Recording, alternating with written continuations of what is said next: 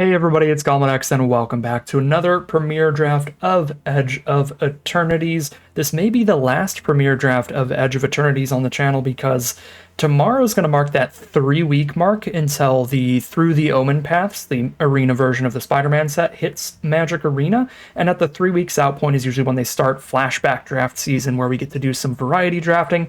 They also bring back cube drafts usually at the 2 weeks out mark. So there should be variety drafts coming up starting tomorrow, but we don't know for sure. They still haven't announced anything. Lately, they have really started announcing flashback drafts and stuff basically the day they put them on Arena. So don't know for sure. Probably the last premiere draft of Edge of Eternities, though. So if you are super into the set, this will be our last chance to draft it a little bit on the channel. That said, what they've also done today is they put up a event on Arena. It says like 92 hours from now or something. So starting on Friday, there's going to be another Edge of Eternities Arena Direct. So we'll still get to play a little bit more competitive best of one sealed of Edge of Eternities, which is good news for some, bad news for others. It's going to be a bit stressful for sure, but there will be more Edge of Eternities, just not Edge of Eternities drafts probably. So pick number 2 now. I do not like this pack. There's a Cryo Shatter or Bombard for some mid removal. I like Cryo Shatter a lot better than Bombard.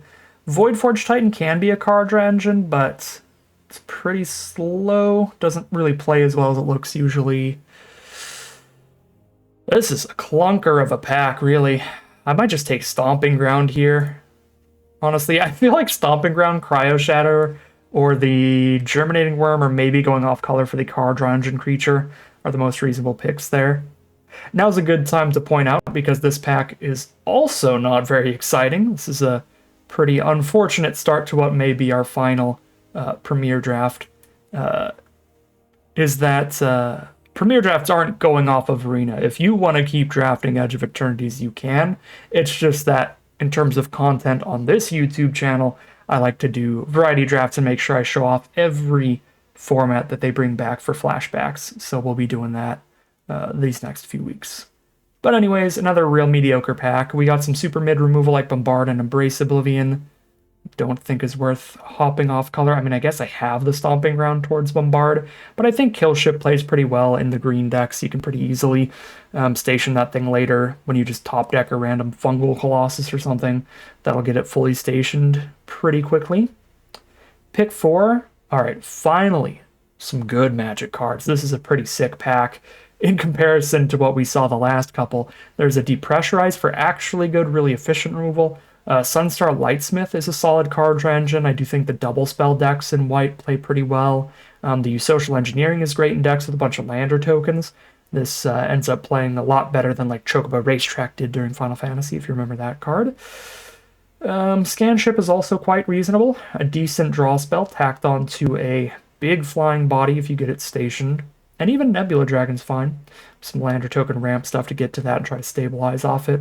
I think I agree with Arena here. Having a Close Encounter, a Stomping Ground, even a Killship, while it's not technically a green spell, it is leaning more towards that green kind of rampy deck than anything else. We've got a lot of cards that would fit pretty well into the same kind of deck you Social Engineering would, so I like the use Social Engineering pick there. Ice Cave Crasher and Blooming Stinger are both quite reasonable here when there's nothing super exciting off color. Not a lot of great 2-mana creatures out of green, so the Blooming Stinger is actually quite a reasonable pick. It is a Nomba with Close Encounter. Close Encounter, the spell itself deals the damage, not the creature. So Blooming Stinger will not be dealing Death Touch damage off Close Encounter. That's like a tiny bit sad, but still a good blocker at any point in the game. And I think there's a lot of like solid like 4-drops and stuff, 4 or 5 mana spells, later game plays in these green decks. The good early blockers I think are harder to come by in terms of getting quality spells. Now I can take Ice Cave Crasher. I think it's probably better than Thawbringer. Thawbringer is good at stationing. Being a 4-power creature for only 3 mana helps it station pretty quickly, but very low toughness, so it is going to trade down into pretty much any 2-mana creature in the whole set. Whereas the Crasher is nice and chunky, also stations well. You know, his landfall triggers can help it out. And the Trample pushes some damage in, which is nice. Pick 7, another Ice Cave Crasher. Plasma Bolt for some more mid removal. Lots of big, chunky creatures in this set in basically every color except white can end up playing some really big late game threats, where Plasma Bolt is just not the greatest. But it is still good when you are paired against those more aggressive strategies. If you're really low on early plays as well, making sure you have some ways to deal with the curve out aggro decks, those do still exist, is reasonable. I think Ice Cave Crash is better than Plasma Bolt on average, but Plasma Bolt's the kind of card that we're lacking more on, like really early interaction, whereas the Crasher is a more replaceable kind of card. It's just a mid-range body. Pick 8. Kill Ship or a Siege Ship impact. Pinnacle Kill Ship's one of the card types that you can't draft a million copies of. The more you have, the worse they are, because you need a critical mass of like a bunch of creatures to station your few spacecraft. You can't have like 5 spacecraft in one deck without also having a ton of creatures, and then you're soaking up a lot of space in your deck for that. Alright, I mean, Germinating Worm was already a card I was considering taking pick 2 here, so the fact that it wheeled around is nice. Fungal Colossus wheeled as well. Every green card that we saw that was reasonable has wheeled. But the packs have been very low power, so it's not like we saw any super good green cards. Pack 2, pick 1. What do we have now? Oh, 2 different dual lands. They're both man lands as well. They activate into creatures, which is great. Really like these kind of cards. But currently we're on green and a little splash of red. And these are both off color, so they're both speculative. Like if we end up playing a little bit of blue, Lumbering Falls will be great. If we end up playing a little bit of black, Lava Claw Reaches will be great. Tanook is the best non-speculative pick here.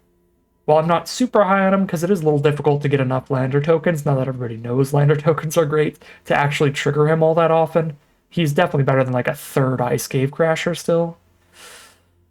I think it's worth speculating here. I'm going to go Lava Claw Reaches. Like splashing towards Jund. Potentially for cards like Depressurize. Pack 2, pick 2. Melt Shredder's Resolve, though, we've got solid on-color removal. Resolve's great. Green is just a color with tons of beef in the set. Crashers, Germinating Worm, Fungal Colossus. To make this just efficient removal in the late game. Same flaws as any green removal spell. You do need to be a little cautious, and if you can, try to cast it when your opponent is tapped out, because if they respond with instant speed removal, they'll counter your removal spell and kill your creature with just one play from them. It's obviously a really bad position to end up in.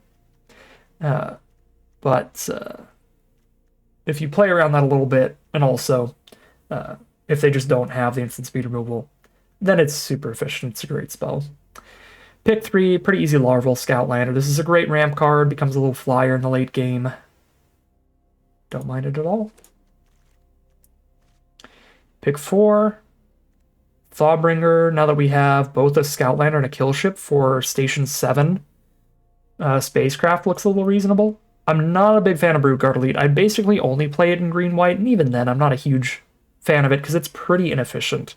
Right, it's like 4 mana to get 3 +1/+1 counters, but you don't get the +1/+1 counters until your end step after you've already gone through combat, and then after that, then it's like 6 mana for a 4/4 kind of stuff. It's super slow. So just take the Thawbringer here. Biosynthetic Burst is quite nice with cards like Thawbringer, but I actually only have 2 creatures in the whole deck right now that cost less than 4. Which makes the burst pretty awkward on a lower creature count deck. I do want to use Social Engineering here so that we know turn 3, every game we can get a 2/2 out as well, so that does help the mana curve that way. Is a third Ice Cave Crasher really going to be better than Biosynthetic Burst? Probably not. Although the burst might be pretty bad if we don't find more cheap creatures. There's another Melt Strider's Resolve, or a Blooming Stinger. Just in the interest of getting more cheap creatures on curve, Stinger could be reasonable.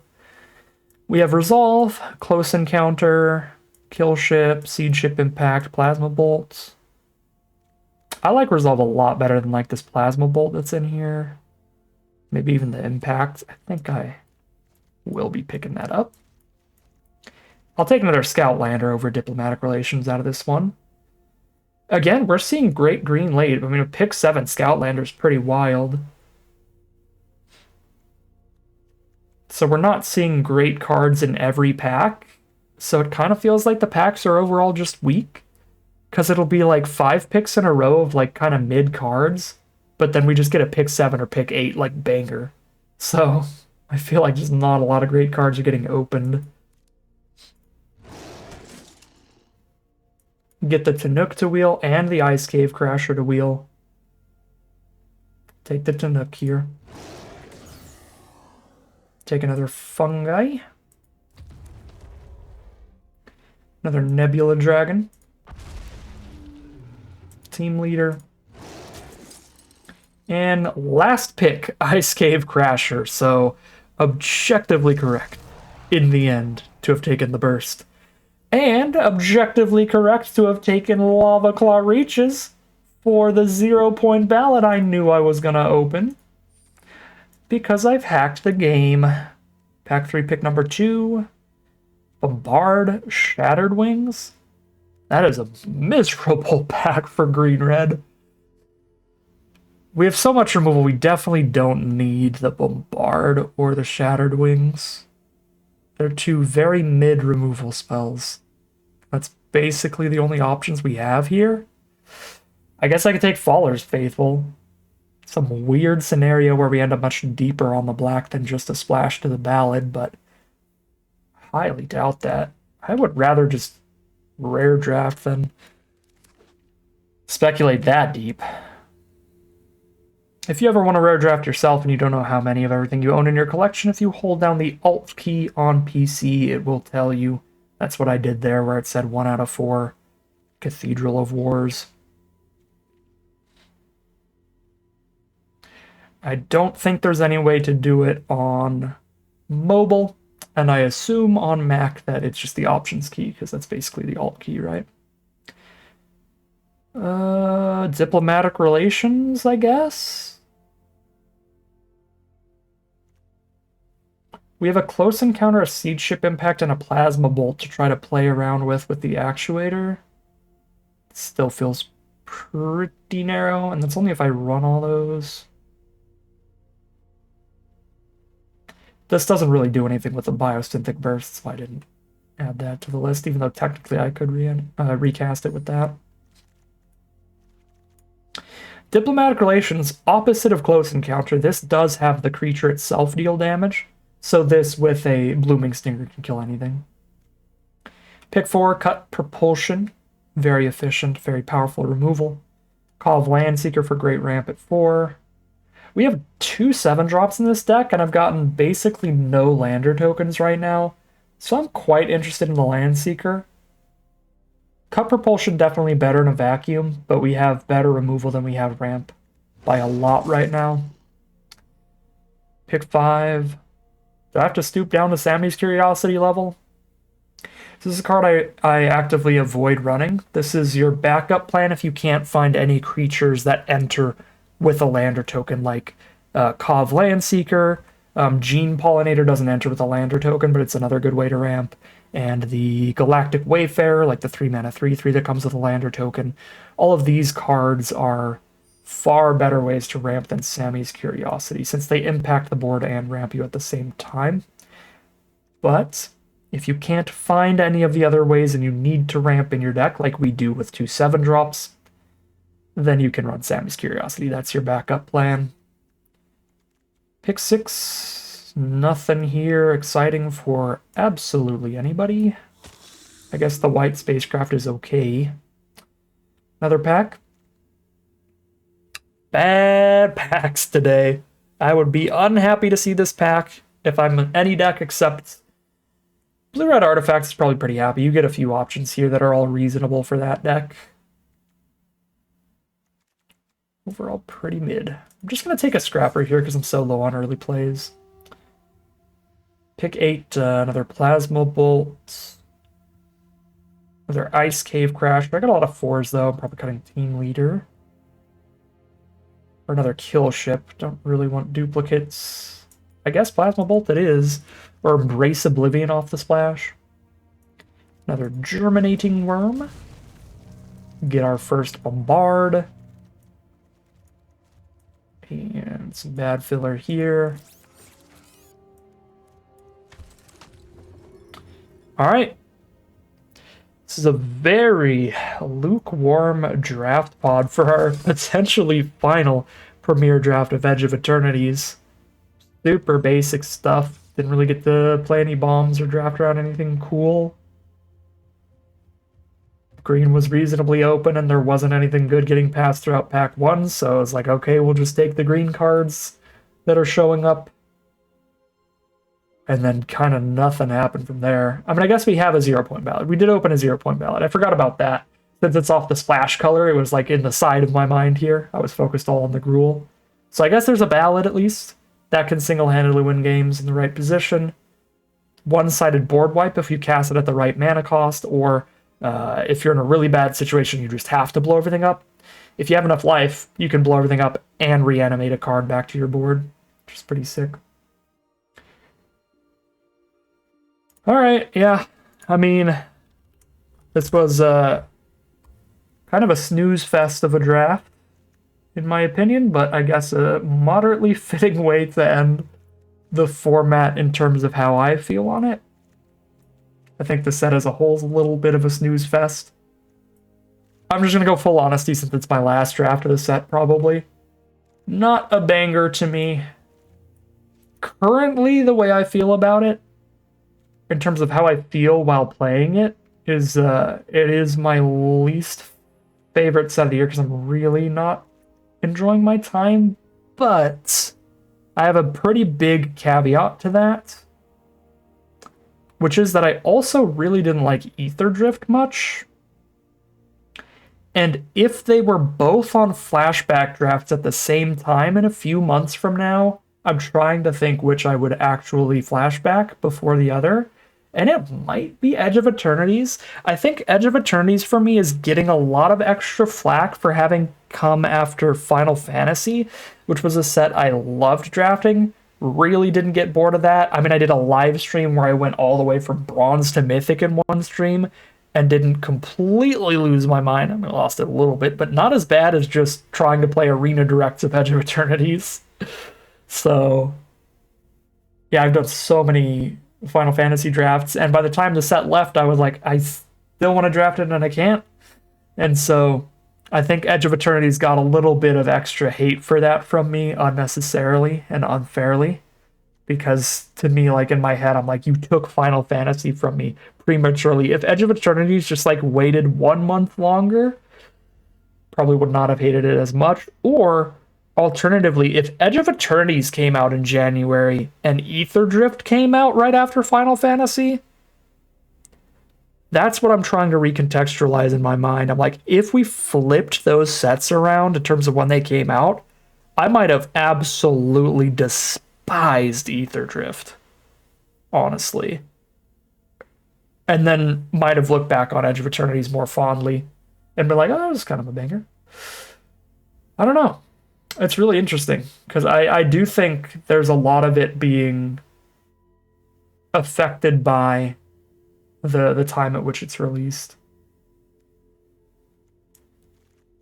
The first set of the year always gets a little bit of extra slack as well because it's like, all right, new year, let's get into this, let's see what's going on. I kind of like erased the previous format from my memory at the turn of the year. Although, what was before Ether Drift? It was like Foundations? Was Pioneer Masters this year? Yeah, it was Pioneer Masters came out at the end of 2024. So yeah, I mean, Ether Drift followed up 2 reprint sets. It followed a core set and a Masters set. And reprint sets are like, they can be decent draft formats and everything, but they're always not going to be that exciting because they're like a lot of cards you've played with before. So yeah, I think Ether Drift didn't have much competition when it came out as compared to Edge of Eternities having to fight with Final Fantasy.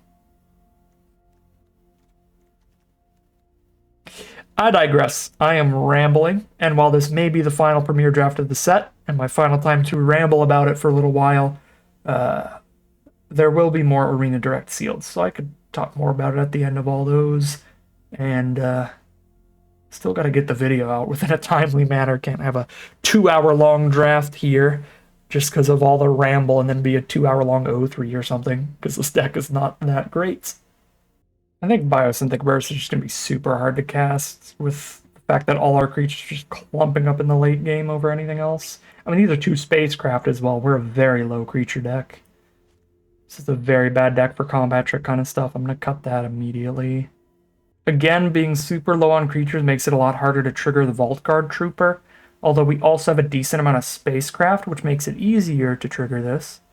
Tapping things to a Scoutlander or a kill ship. I think this is still pretty mid. 5 more cuts to go. We just got these 4 cards there. I don't think any of these are horrific, but I do like our other spells better. Although, with the lower creature count, having 4 different removal spells that require us to have a creature on the board could certainly be awkward. Maybe cutting one of those, like a Diplomatic Relations, to put in a Plasma Bolt or a Bombard instead could be best here. I definitely want to keep the Close Encounter because it's definitely far better than Diplomatic Relations in this deck, because we have the potential warp synergies with the Germinating Worms, plus our creatures are big enough that we don't really need the +1/+0 at the top end of the curve, so just being 1 less mana is relevant as well when we don't have the warp combo, the warp synergy there.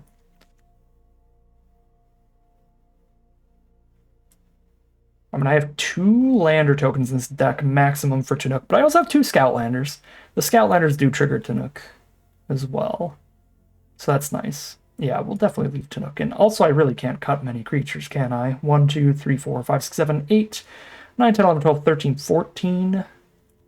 I could maybe cut like one of them. I got a lot at 4. Cut 1 Crasher, if anything. Yeah, 15th with the engineering, sure. Need to cut 4 more cards now. I kind of like that idea. I like cut Diplomatic Relations and 3 of these spells, and the mana costs are high. I almost want to put Curiosity back in. Definitely a lower removal kind of deck at that point. 2 Resolve Close Encounter, Siege Ship Impact. But then if we make it to high mana costs, we have a full-on board wipe, 2 Nebula Dragons that are removal on a stick, and a kill ship. Yeah, now we have Curiosity, double Scoutlander, get up to those big spells faster. I think that could be reasonable. I might just play against exclusively like black, white, and blue, white, and just get hard aggroed out here. But we'll see. It does depend what we get paired against here. So 17 green cards, 5 red, and 1 black. Wow, so I have 5, 6, 7 red sources, 10 green sources, 2 black sources. That looks correct to me. I've only got 1 0-point ballad. I have a swamp. I have Lava Claw Reaches. I have 2 Scoutlanders to pull out the swamp. I have a Sammy's Curiosity to pull out the swamp. I have a Kov Landseeker to pull out the swamp. Looks like a solid mana base to me. We will call it a deck here and hop into the gameplay. Alright, here we are on the play for game 1. We have naturally drawn all 3 of our colors, so we are ready for anything we draw into. Playing against a fellow green player. Gain our life here. With 2 Scoutlanders in the deck, there's actually the slightest argument to just not warp it, in case we top deck a Scoutlander so we can get the 5 station power out of that later. Nothing on their board. Would I rather pressure them immediately or get towards the Nebula Dragon? If I Curiosity towards the Nebula Dragon, it also lets me play Germinating Worm next turn. Play the 5/5 on turn 4. I'm gonna go for the getting the 5/5 out ASAP. Since that plays double work for us, it gets the 5/5 out immediately and gets to the dragon as fast as possible. Makes it less likely to top deck another land by a tiny bit. Still do, though. Here's Germinating Worm. I guess Thawbringer also makes it way less likely to be top deck another land because of the Surveil. There'd have to be 2 in a row for that one. But I could still get that Surveil value later.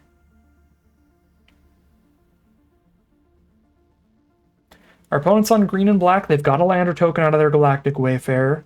They play their 4th land for turn. And what do they want to do here? Gravkill a Germinating Worm?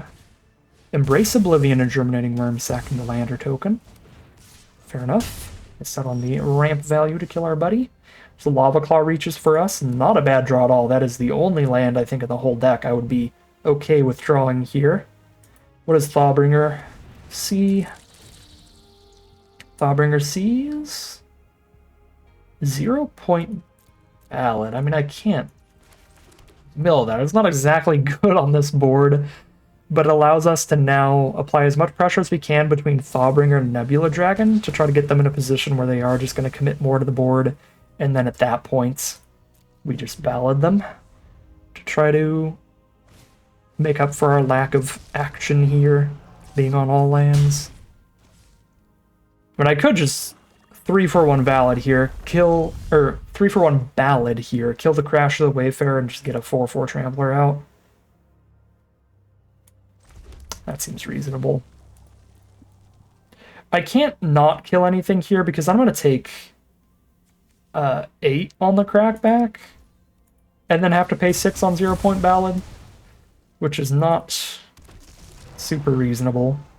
And if I play the Nebula Dragon, then I'm really making the Ballad worse because I'm killing one of their creatures and playing something that dies to the Ballad. So I think that's probably our best opportunity to just do it there and get a guaranteed at least 3-for-1 out of it.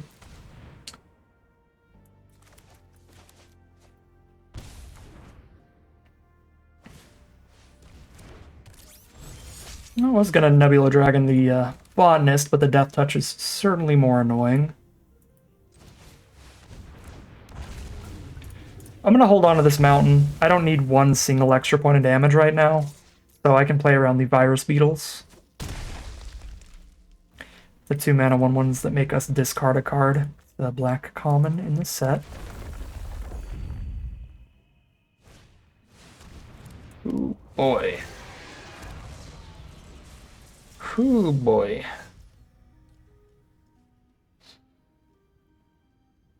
I kind of wish I played the land so I could make Lava Claw reaches big enough to close and counter that.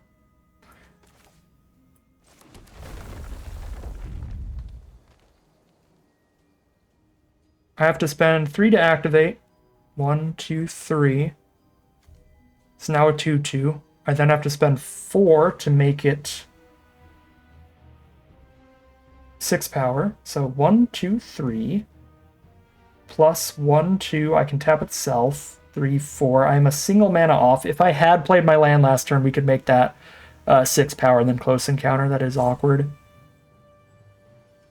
I think we have to hold up on blocks threatening the double block or the Lava Claw reaches block. Actually, I probably don't need to hold Nebula Dragon off. Because Lava Claw reaches alone trades into Godmaw. Godmaw's such a threatening card here, though, because what if they just top deck a creature that costs 5 or less? Like, they could play a 4-drop, crack the land, or haste it with Vigilance at me. It's hard to go for the attack here. 14 life. I mean, they haste something in. I can trade Crasher into that thing. Trade Lava Claw into Godmaw. Take 3 plus trample over for 5. Yeah, no, I can do that. I can manage that. I definitely don't think I can attack both, trying to get them to block the Crasher with the Godmaw. Just looks far too suspicious. And then I have no blocks up, and they have a very reasonable chance of killing me at that point.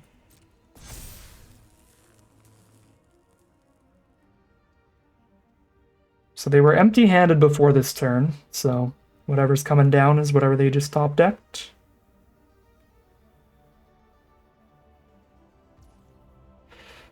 Okay, they don't cast at main phase 1, so it might be a trick. Or it could just be a land. Okay.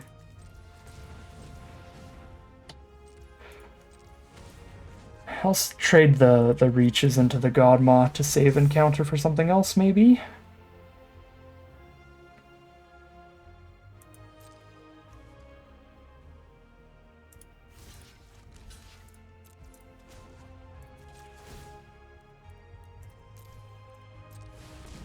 Kind of insane work from Lava Claw reaches. Unless they top decked by a Synthic Burst. They did not. Yeah, these manlands are ridiculous. They're so good in a set that has like no other fixing. Yep, I'll have a blocker for the Terra Botanist. We are just absolutely jamming at this point.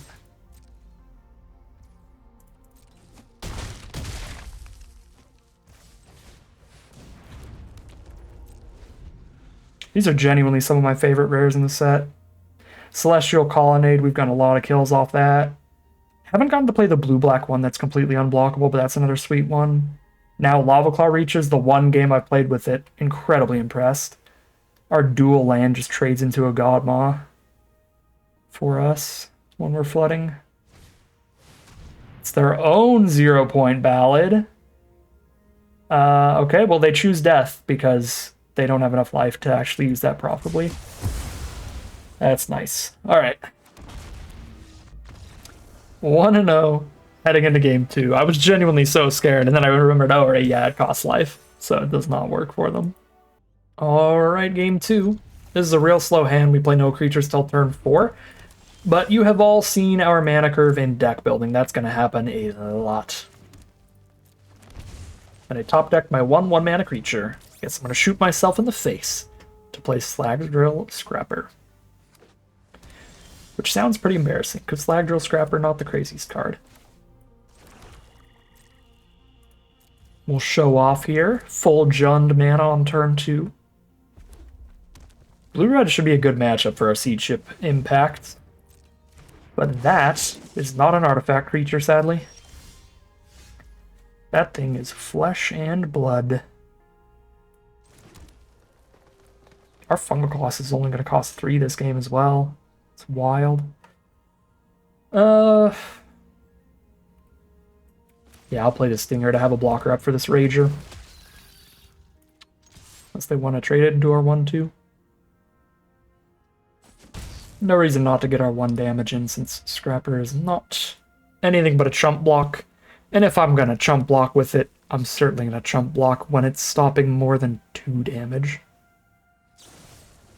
Bombard the Stinger, fair enough.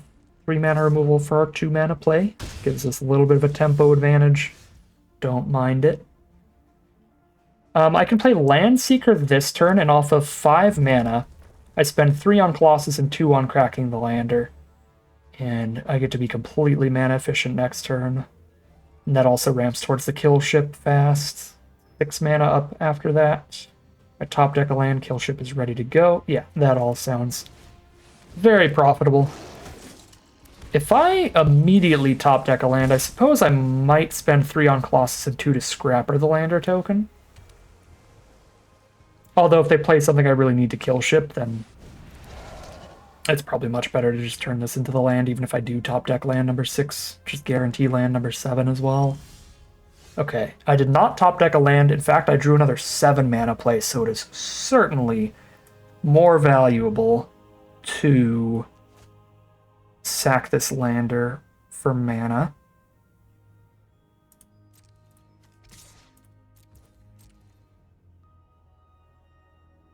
Landseeker for Gigastorm Titan is a trade I am more than happy with. So we'll sneak some damage in there, since I'm going to have a 5/5 blocker for the 4/4 anyway. And I do have to crack the lander before I pass turn here, so I can't hold up Seed Ship Impact. We're on double green. Actually, technically triple green, double red. Sure, get another red. Actually, I have 2 red spells left in the entire deck. We'll get another green.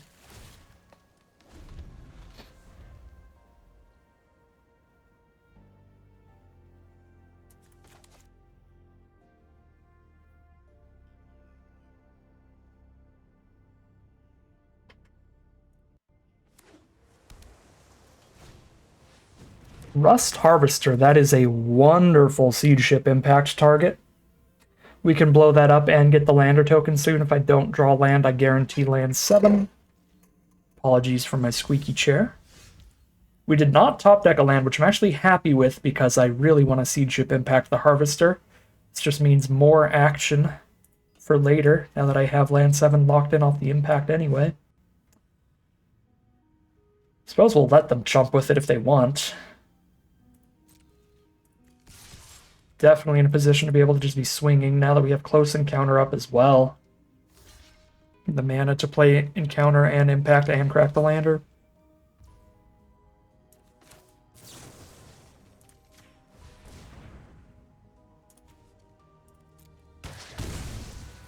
Get the double kill off of the instant speed removal. Put them to 10. Get the kill on Harvester before it loses summoning sickness. And the lander to mana number 7.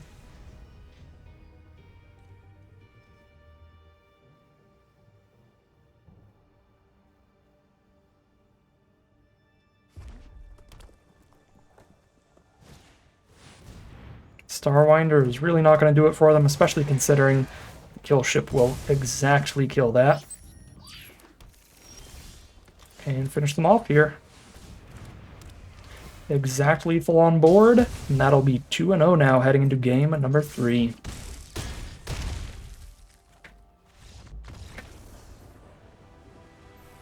Game 3, slow hand. That is par for the course for this deck. We have the really fun Landseeker Resolve combo, although of course one removal spell will stop that. If you've never seen the combo before, Landseeker has Menace, so it can't be blocked except by 2 or more creatures, and Resolve makes it so it can't be blocked by more than 1 creature, so Landseeker Resolve means it can't be blocked, period. Mechan, a fantastic target for Siege Ship Impacts, a card that is already well worth shooting to slow them down, but we also get to ramp ourselves at the same time. Green-red mirror match, they've got the Galactic Wayfarer, so they've got the premium ramp commons. We've got the beef commons coming up soon enough. Make fungal colossus cost only 3 if I get a swamp off of this lander. So I guess that's the play. Yeah, so no warp, we just use the lander here.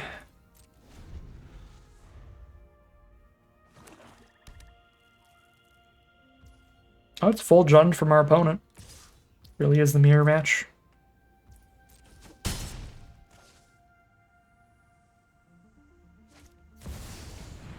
The Hasty Tanook, scary.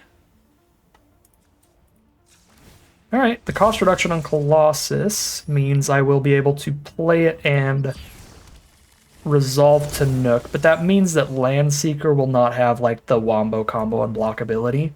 But this is still certainly worth it, to just make sure they're not doing any combo nonsense. And hasting out gigantic threats. We also get to cast Resolve while they're tapped out. We don't have to worry about Grav Kill or anything.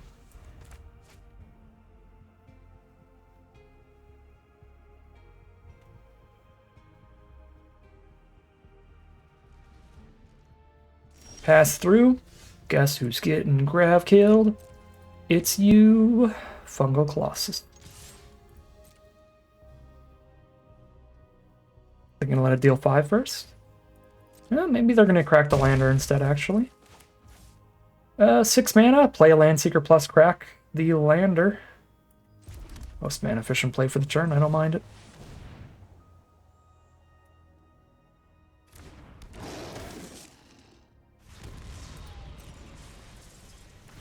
Yeah, they are going to crack the lander here.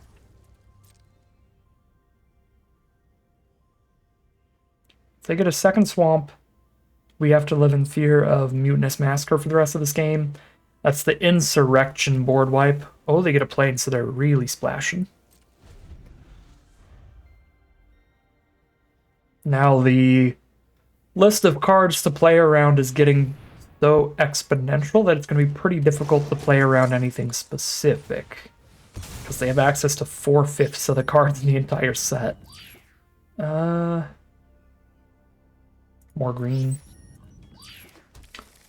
usually the play in this deck. Oh, I always forget. I always mess that up. Luckily, our top deck makes that not as embarrassing. But you need to crack your landers in the end step to not trigger their void cards. I could station the kill ship, but that would be choosing not to hit them for 9 damage right now. I would rather hit them for 9, because it also incidentally plays around a board wipe, of which there are far too many in this set. They pass through. Either of these hits them and Nebula Dragon lethals them, so once again we do the same play.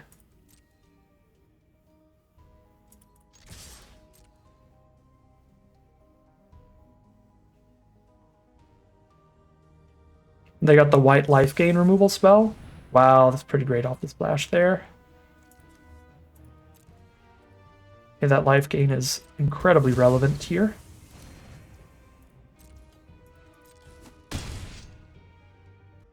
They board wipe us, we kill them with Lava Claw Reaches anyway.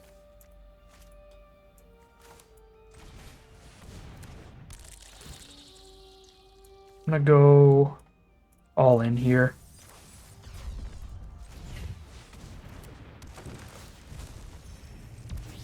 So that a board wipe is their only out. And then even if they have it, we just Lava Claw Reaches, GG.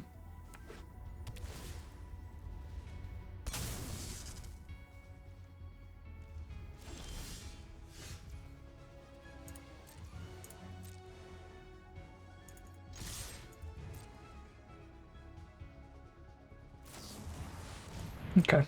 Bunch of 1-for-1 removal, that is certainly game there then.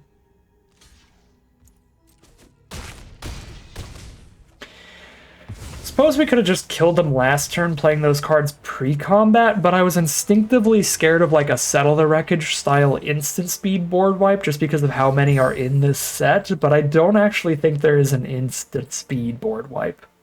So I think we probably should have just pre-combated those creatures and sent in the flying Spacecraft, and they'd probably be dead that last turn instead of this turn. Plays out fine though, they just have a bunch of 1-for-1 removal that's too slow. And we are 3-0, guaranteed at least a 50-50 record, at least an average record out of our average deck. Perfectly balanced. All right, we are now on the play for game number 4. We don't have our splash color here. We don't have the black source for our 0-point ballad, but it's not the kind of card we need to cast until a lot later anyway. Got Stinger into Thawbringer. Nice quick start. I think we use 0-point ballad for the big explosive 2-for-1 in the late game and not kill ship. Especially when we just top deck to Swamp for it anyway.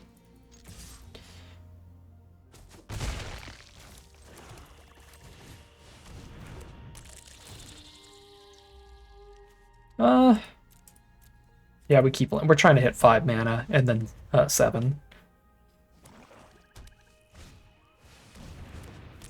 Lifelinker. I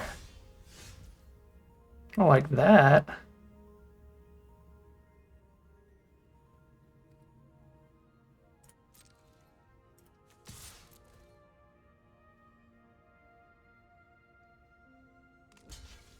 Okay.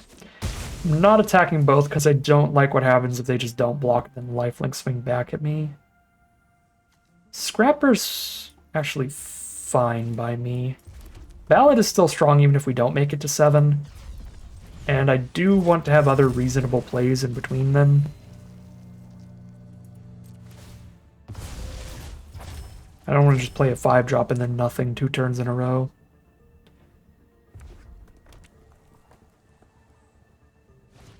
I'm gonna guess Scrapper is pretty insignificant. Yeah, I probably still should have milled Scrapper.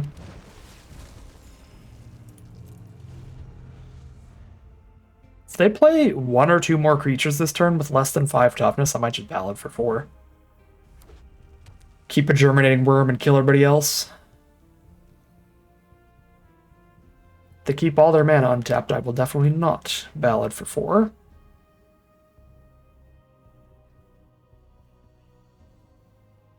Although they have a second main phase to cast stuff. It's going to be the 4-mana 2/2 flyer picks up somebody from grave. Meltstrider's Resolve is horrible against open mana from 2 colors that are removal heavy. They could cut Propulsion, the Germinating Worm, grab kill the Germinating Worm. Same with doing it with the Blooming Stinger. Plus, it's terrible against Death Touch because it's a fight spell. So...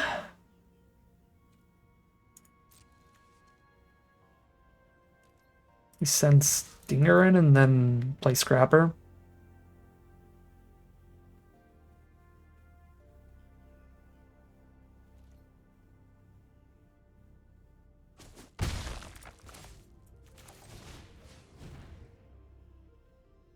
So they send the heavy and they don't have the Death Touch untapped anymore, which would mean they need to cast more creatures to stop Germinating Worm, which would tap them out from anything to stop Meltstrider's Resolve, hopefully.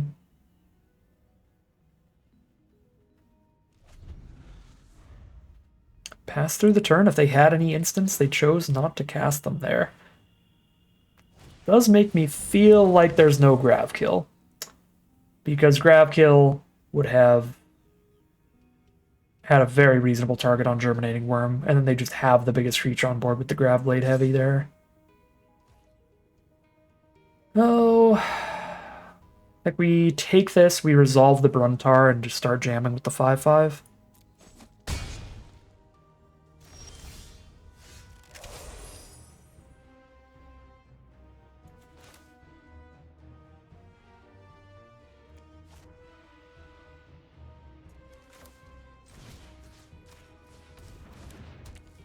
Sadly, I have to 2-for-1 myself here.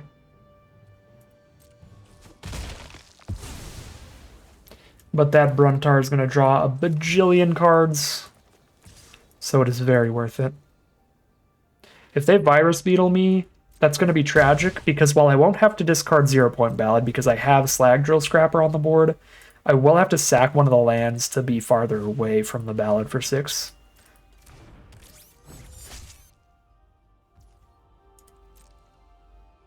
Although, again, this board state still looks great for a Ballad for 4, so I might just crack a land. I could go Chump, crack a land, and then untap Ballad 4. Really don't think that's crazy, but also it only takes 1 Grav kill to get me towards where I want a Ballad for 6 and reanimate somebody onto my board, so I'm going to wait. 1 Grav kill, 1 Orbital Plunge, literally anything killing this worm. They don't kill the worm in main phase 2. So I can't get the worm through the Hole Carver.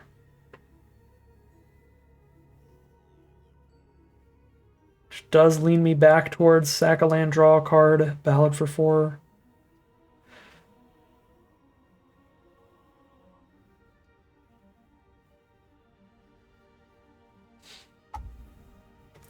Right.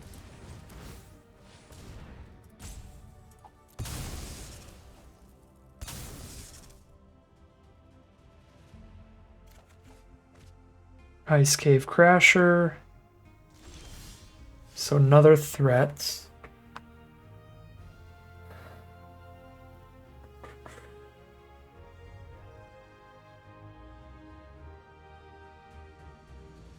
I Ballad for 4, or I have Worm trade into Hole Carver and Crasher trade into Heavy.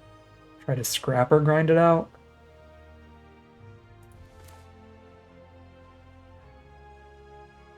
We'll go for it.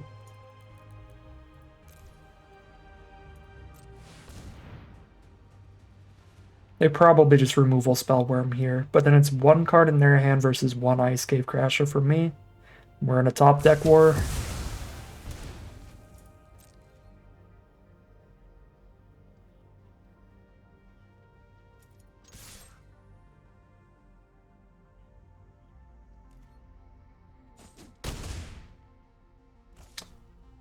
Could we like a Depressurize or something? Or a Bombard?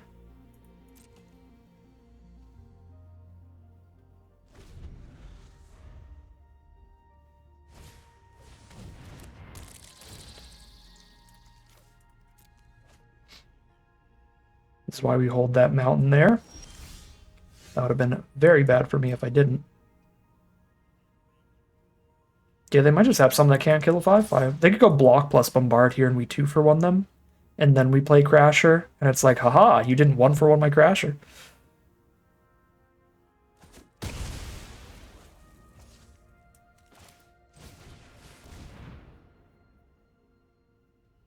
Does make me feel like a bombard here. That the fact that they blocked the Virus Beetle, they're probably going to bombard away the Worm. Although it's arguable they should still just bombard the Crasher because the Worm doesn't have trample, so anything they block to chunk block with is pretty relevant. But now Virus Beetles and stuff, they still take a bajillion damage against Ice Cave Crasher. Ooh, Vault Guard Troopers, so I gotta draw lands to get attacks in. Did not draw a land, it's actually a dead draw right now, which is real awkward. Oh, they have a Depressurize as well? They had Depressurize Bombard the whole time, maybe? There's a First Strike trick in red as well. There's an Indestructible trick in black. It's a lot of random nonsense they could have here. That would make blocking the troopers super bad. Ooh, a Lifelinker. Yikes. Incredibly relevant land. Incredibly relevant land here.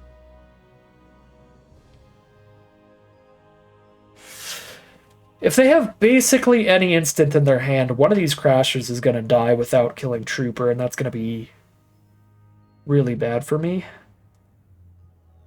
Right, depressurize the Crasher and block it with Trooper.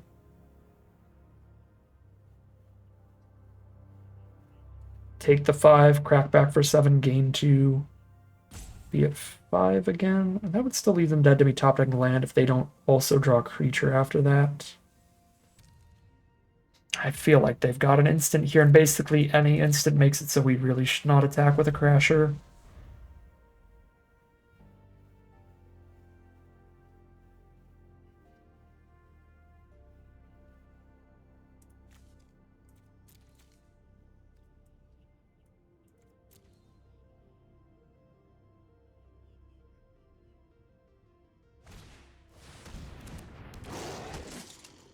Big yikes.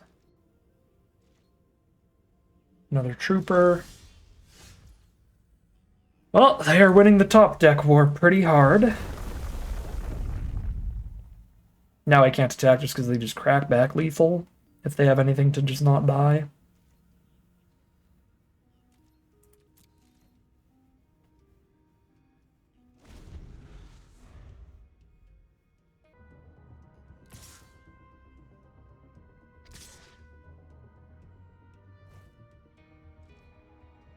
They top decked straight gas. They could have drawn into like a bombard by now, where even double blocking a trooper is miserable. If it's the first strike trick, I completely lose this game whichever way I play it. I double block a trooper, they give it first strike, they kill a Crasher without losing the trooper, and I take 5, and then I just have no path to victory. Or I don't block, and they play the first strike trick, and I literally take 13 and I'm dead.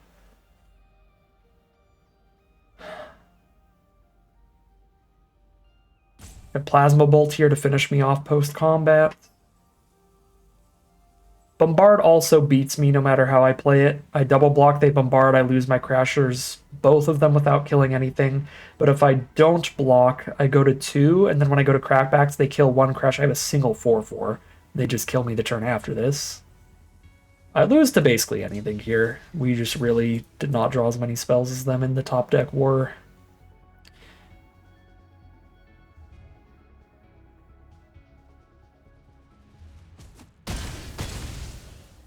But this way, at least I don't...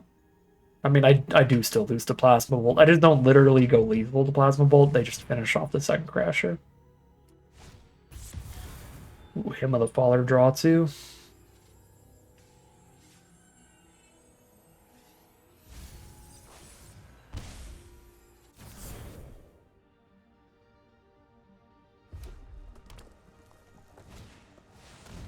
And a Lancy here, yeah.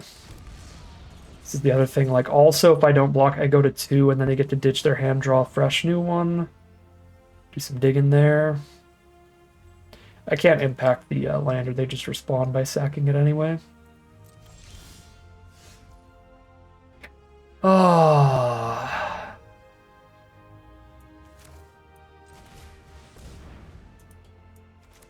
Land clump's gonna get us killed here.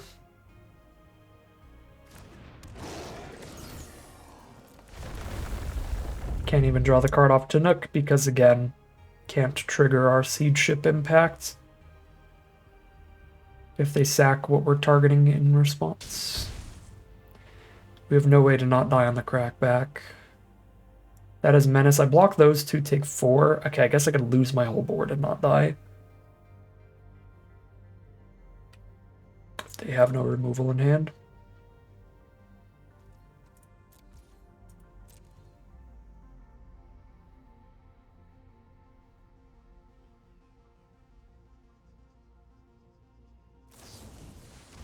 So they had depressurized the whole time.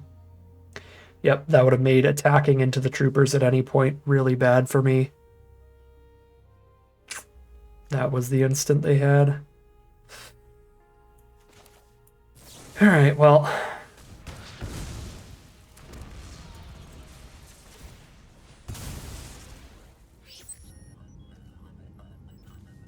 That's disappointing.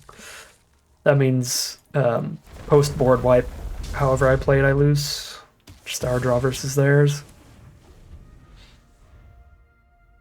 Because here I go to 1 and they go to 7 and I have no board left.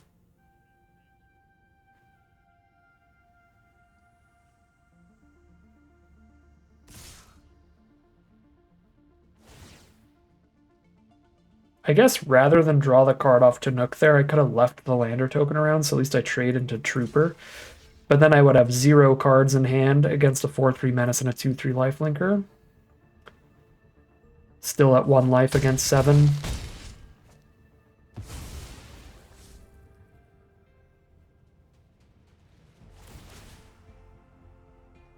But at least they don't draw a new hand, I guess. Oh my god, and they kept that 1 card? So they still top deck perfect? They don't want 2 cards, they want this 1 card more than they want 2. Alright, I mean, it doesn't matter. All I can do is play a bunch of lands. Super dead.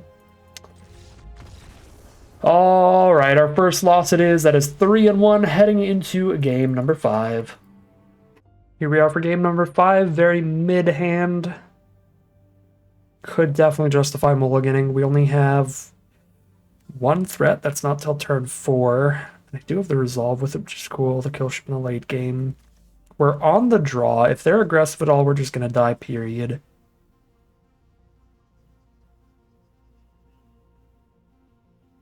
Yeah, the lack of red here is a major hindrance. We have no red, and we have a 7-drop in the opener.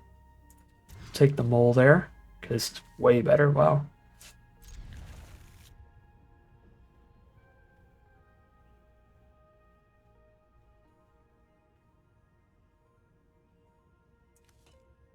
Is it crazy to want to get rid of Curiosity here? Try to just impact anything they play instead?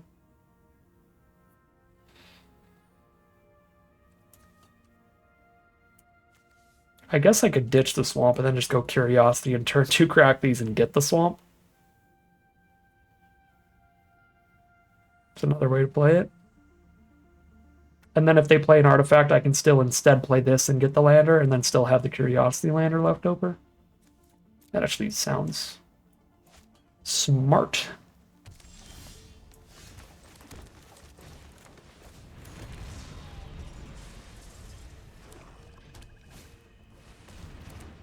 Oh my god.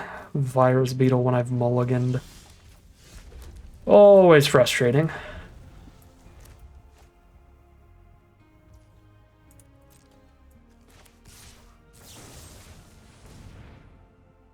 When I indestructible trick your 1/1, they do not.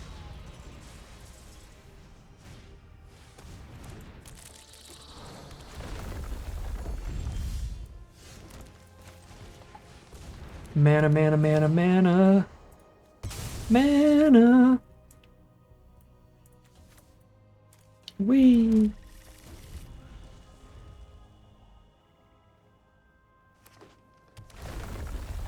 Obzon from our opponent here. Green, white, black. Some Tarkir nonsense coming up.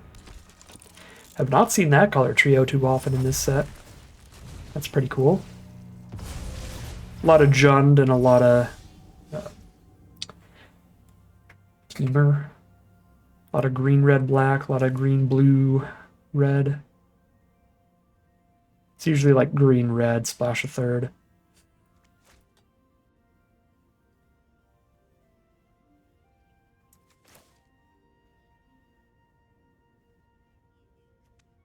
Let's get an active scout lander. As we germinate the people in the thatched roof cottages. I'm at 22. Let's get this damage in. I'm also going to gain more life off the recast. Speaking of gaining life, Terror Botanist continues putting in work.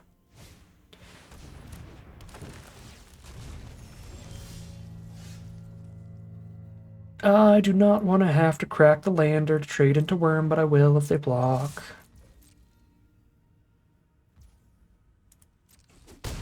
Aha, I didn't want to crack that lander.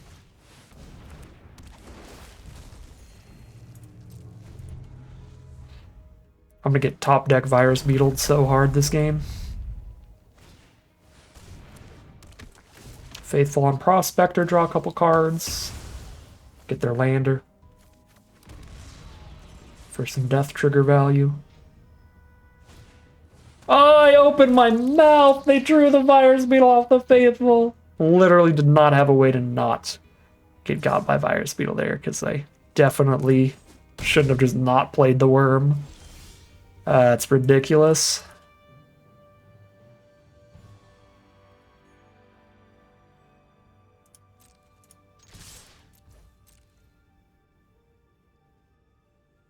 To be fair, the current board state is not the best for the ballot anyway, so it's going to be a little while before we were going to consider using it. And I guess I could like a balloted for 3 here. That might be interesting.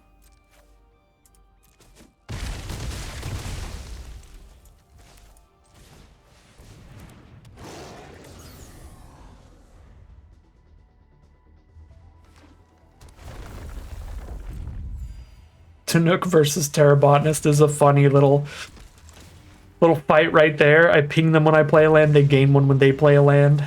Fight back and forth. But they don't draw a card off a second land, and I do. So there's that at least.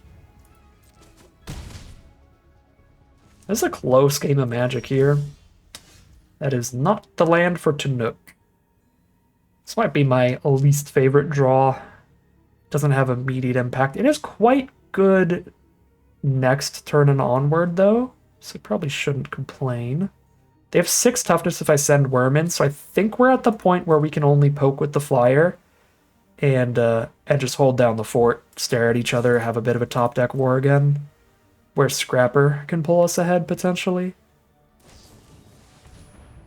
Okay, definitely a top deck war then. So they do have basically the removal spell for our flyer, because while technically that makes their Worm bigger, it's not permanent indestructible or anything, so it still just trades into my 1 Germinating Worm on the crackback. So the board state is a complete stall right now. It's whoever draws a removal spell or a threat that can get through first that is going to win this game. So it's 100% a top deck war again. So hopefully the Slag Drill Scrapper can pull us ahead that way.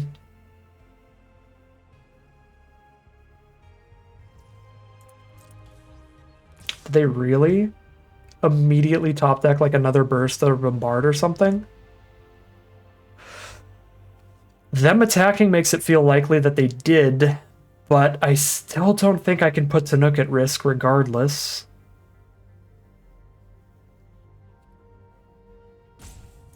Alright, if you're super lucky, you're super lucky. Go for it.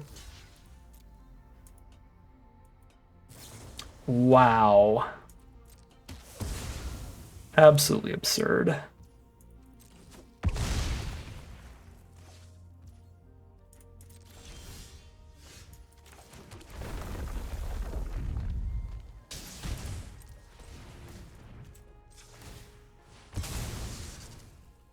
The other draws they could have had that would have made that the attack would have been just like another Germinating Worm. They need to clear the board out a little bit to get the second one through.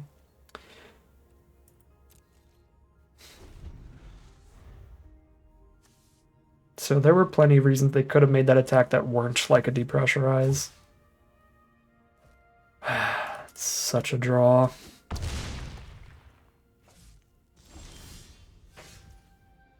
That is completely useless. All right. Game 6. Here we are for game 6 with pretty perfect mana, which is quite nice.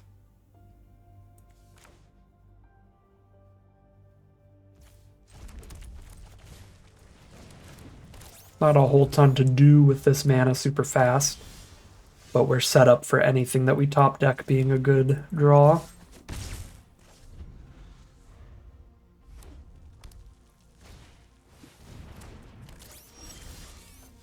That's not a Seed Ship Impact, which would have been insane here.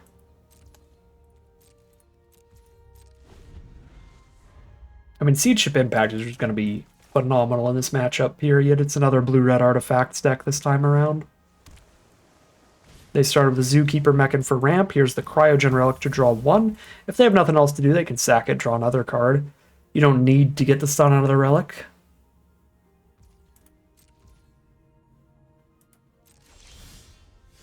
Ooh, Landseeker's the draw. If I Landseeker now, I have to crack the lander next turn. Which if I don't top deck an additional land, I won't want to do. Because yeah, I could crack the lander for a swamp and then have a 3-mana Colossus, but that doesn't matter unless I have a 5th untapped land to play the Colossus in the first place. So I think I just play the Colossus first. So I don't really want to play Landseeker until I know for sure I'm happy to crack the lander the turn after I play it. The biggest argument, I think, for playing Landseeker is that it does get me towards the Resolve combo. Basically, immediately. I could just go Resolve and crack the lander, and that is an okay turn. But with Colossus in hand, I would have been sad to do that. Instead of just playing 2 threats onto our own board twice in a row. Colossus being super high toughness also helps us work with 0-point ballot and potentially get to a board state where we could do one-sided wipe with it. That said, not going to happen. They blow up the Fungal Colossus.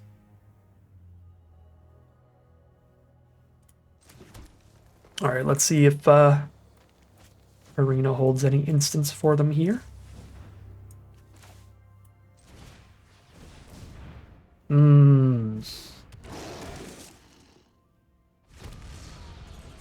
I could have a one in a red or 1 in a blue instant here.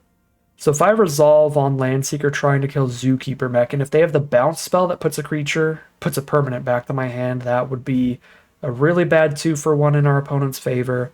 And if they have the red in a 1, deal 3 to a creature, that's also a really bad 2-for-1 in our opponent's favor. So I don't think I resolve against open mana and seemingly an instant here.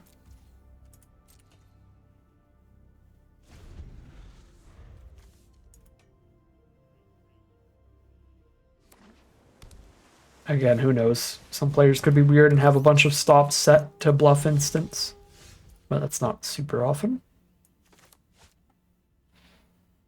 We are going to be living the dream when we get to 7 mana. We'll just do a ballad for 6 and then play multiple Nebula Dragons in a row.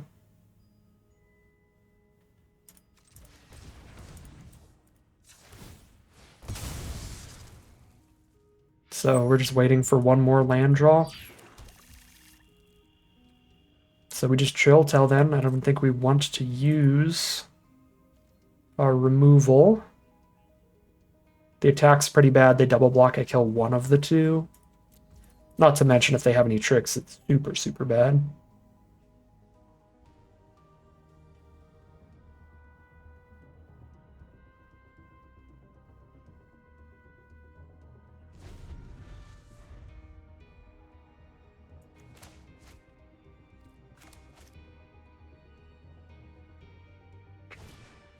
Definitely looks like a ballad dragon game.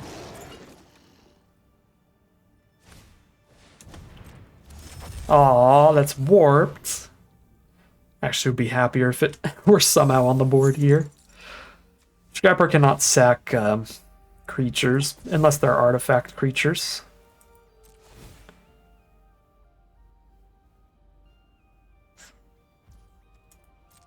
Oh man, 7 damage is going to make 0-point ballad a lot harder to cast. I might have to chump this. Really pray we top deck the land immediately. Yeah, I mean, this is going to die whenever I do ballad. The problem is I probably won't ballad if I don't top deck the land. I don't think it can sack itself. Yeah, it can't sack itself either. Come on, land. Ugh.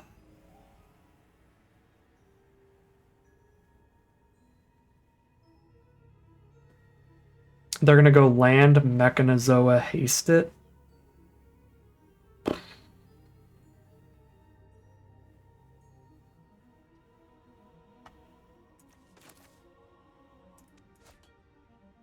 All right, I'll spend one more card pre-combat to make that not happen.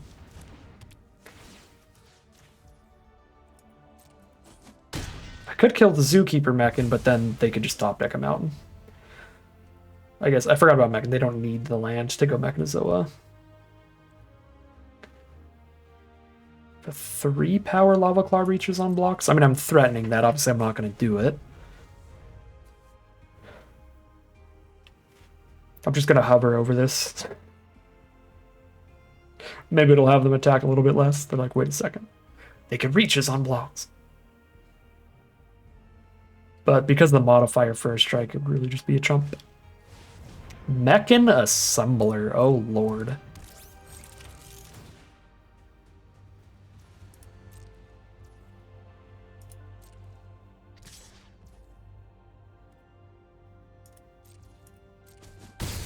Down to 17. Land. This is so weird. World's chunkiest Cov Land Seeker.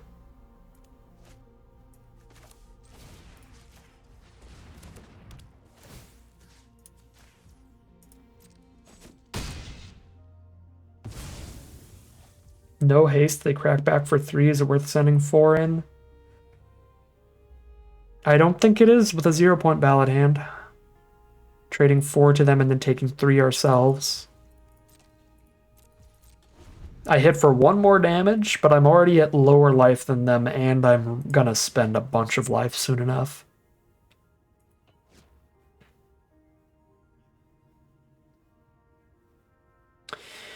With how chunky the Landseeker has gotten, it's gonna survive Ballad for 6, which is kind of sweet.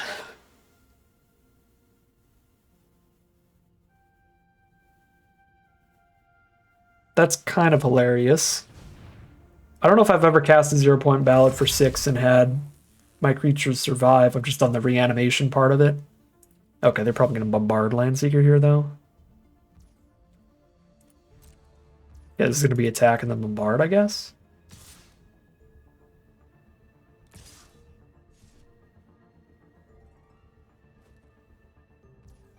And then Mechan is also sitting warped, which plays around the board wipe.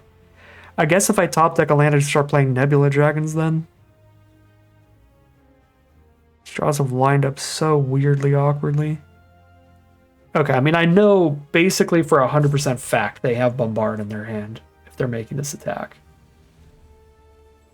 So it's Bombard or the deal 3 uncommon instant.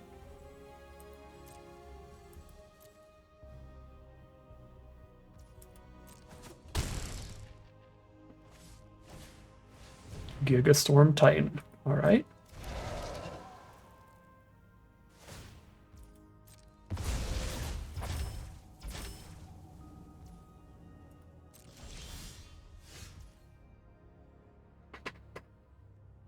That's the opposite of the 2 games we lost.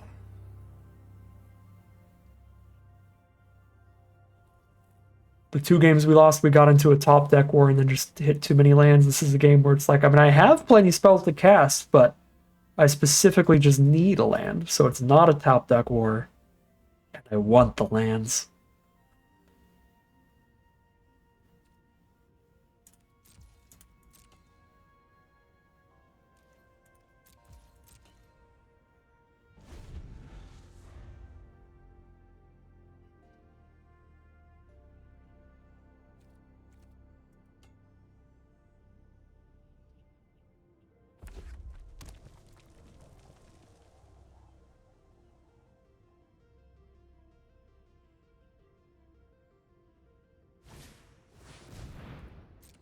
There's the mech, and they still have 3 mana up for a bombard.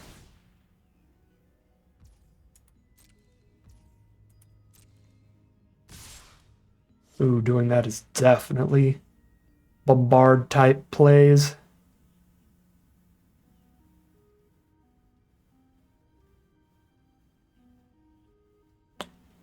This is so tragic. I'm so low on life. I kind of have to just expend my resources now and not ballad.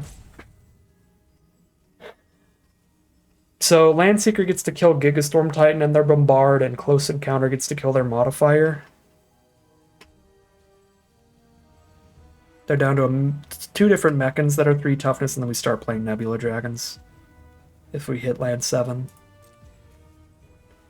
if we don't, we just die.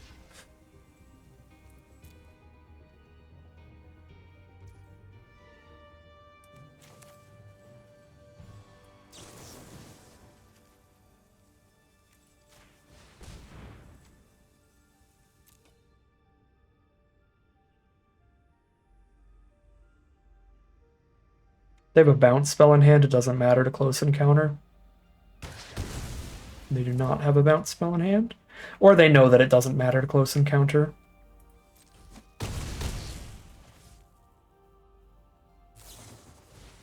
Oh, Cut Propulsion.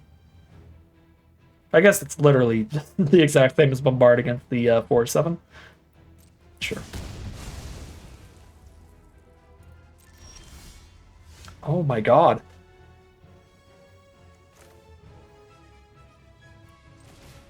When I block that, take 1. If they activate Zookeeper Mechan for extra damage, it's going to be so bad for me. But if they just... No, they can play Mechanizoa, and that's probably their play. Yeah, that's real bad.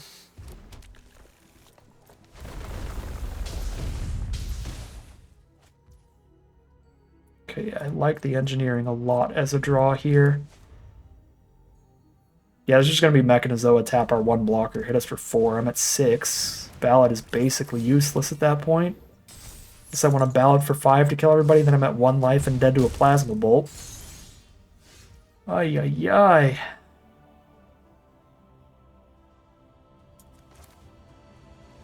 Just missed so many lands.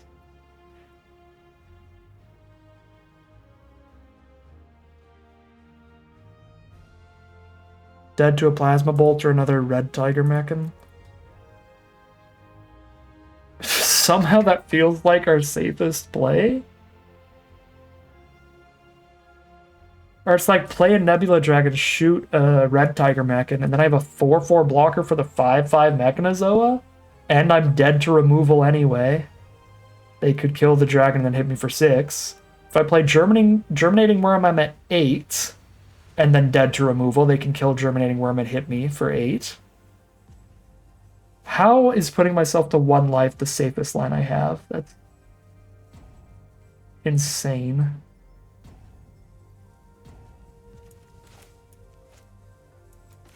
Oh, man.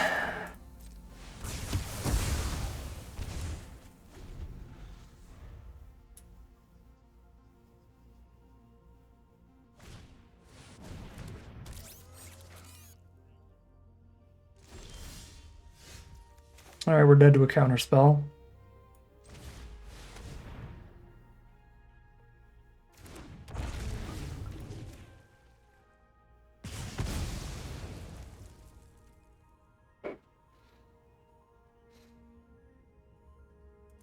Play around a haster.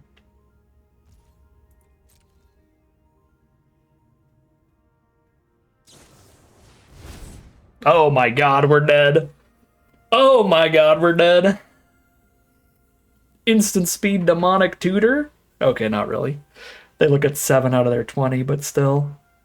That's gonna find a Plasma Bolt. I could have played Germinating Worm instead to be at 3 and not quite dead to Plasma Bolt, but because of the Void, I would still lose to Plasma Bolt anyway. They could just chump attack with Emissary. I have to block it. And then they Void 3 damage to me with Plasma Bolts. Nebula Dragon, I'm dead to either way. The Active Treason effect, I'm dead to either way. The length of time it took for them to resolve that does make me feel like they didn't top deck lethal, or if they did, it's a little bit more complex than just Plasma Bolt GG.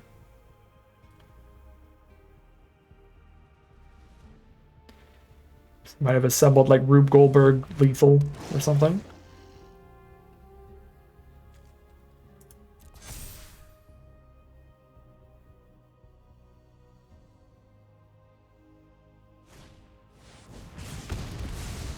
Okay. Oh, that's so bad for me.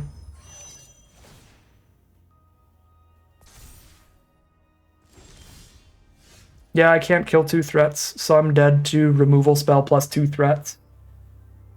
The difference between 4 power and 2 power is completely meaningless, which is why I didn't give them the extra artifacts for any artifact synergy in their blue-red deck. Yeah, which I cannot beat the flying. And yeah, even if this was 2 power, it still stations it to 2, which is where it needs to be to get flying damage in. Yeah, I can go Dragon, shoot the Intimidator. If they removal spell the dragon, or if they just play a creature to like fully station this, we're dead. Okay, I guess I'm technically slightly not dead on board. But there's still infinite spells that can kill me here.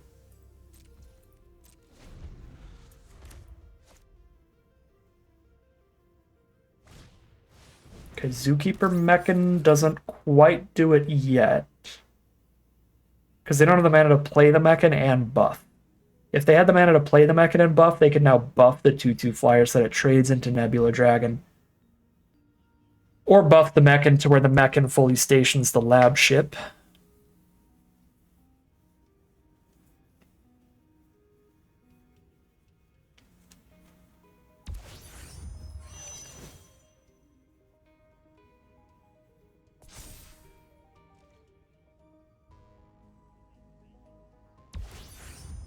The lab ship gets to station itself off the animations.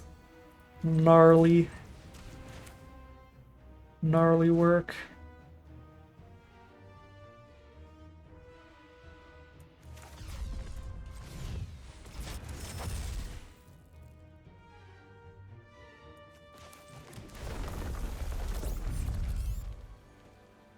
Is there any difference on this board between a 4/2 and a 5/5?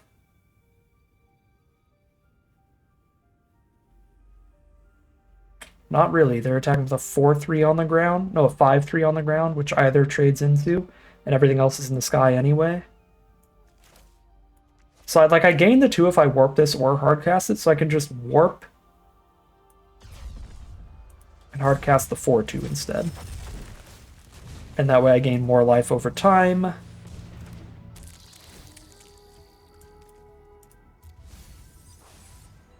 Get another flying blocker up here.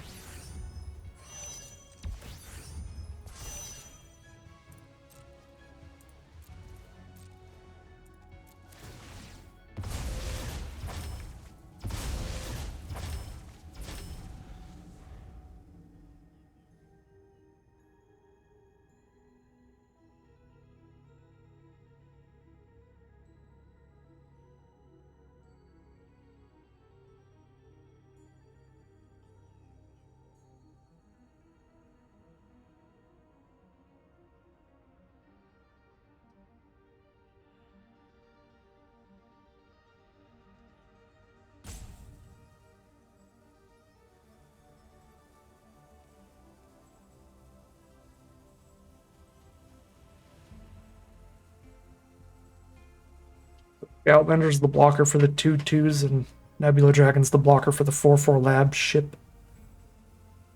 Thawbringer's the blocker for the Zookeeper Mechan.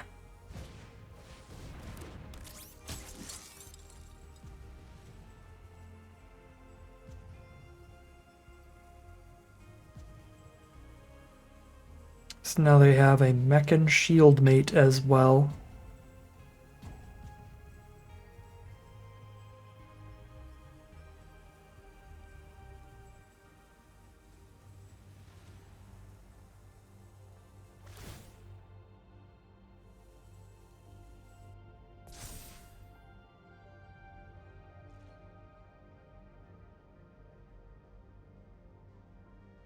They might choose not to fully station the lab ship to play around sorcery speed removal, and that is the play. Wow, Scoutlander's a really legit draw with a use social engineering.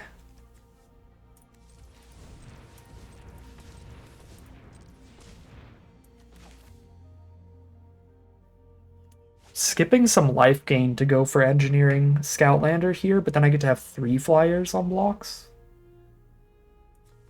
immediately. Feels worth it.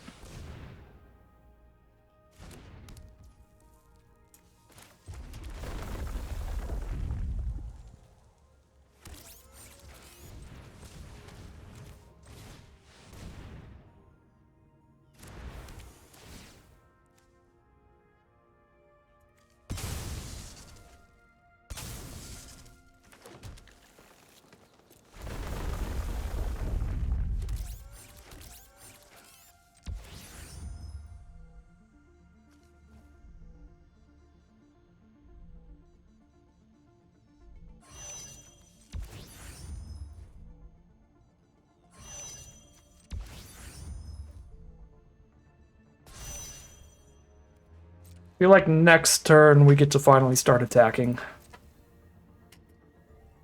All of our 2/2s will be untapped. Start throwing like Thawbringer and maybe some 2/2s in there.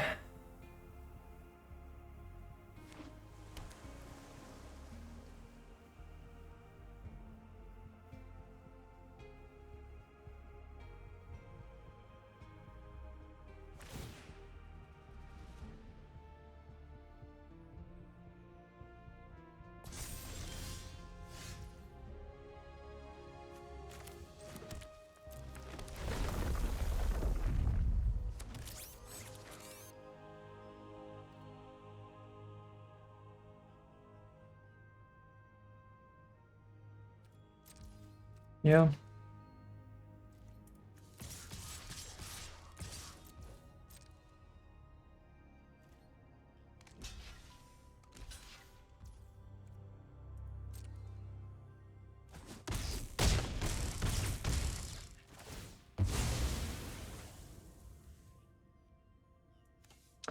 Technically had lethal on board, but I think that'd be very risky. Because against instant speed removal, they just lethal us on the crackback if I tap out there.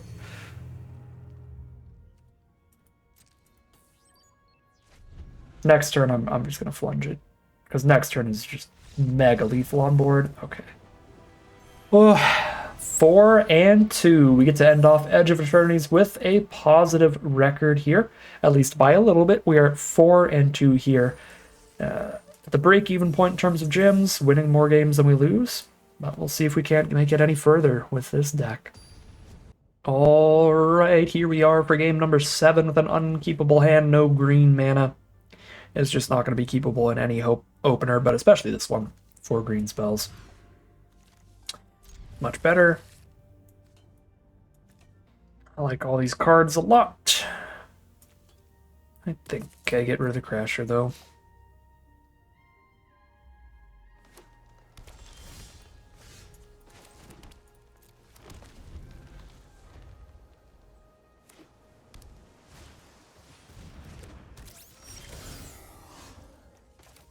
Turn 2 Mecha Navigator on the play.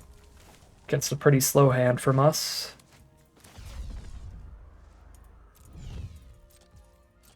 Maybe I should cash in the 2 life here, but I see a world where we draw the right kind of cheap spells that we end up having a couple extra mana some turn to get 5 station power onto this Scoutlander out of the worm at some point. Oh Jesus, double Navigator? Set up their draws perfectly here. Okay, please don't have removal for Chinook. I literally just drew him, and he's so insane in this hand if he doesn't die.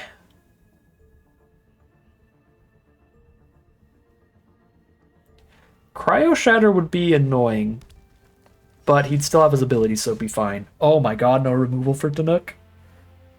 Live the dream? Yeah.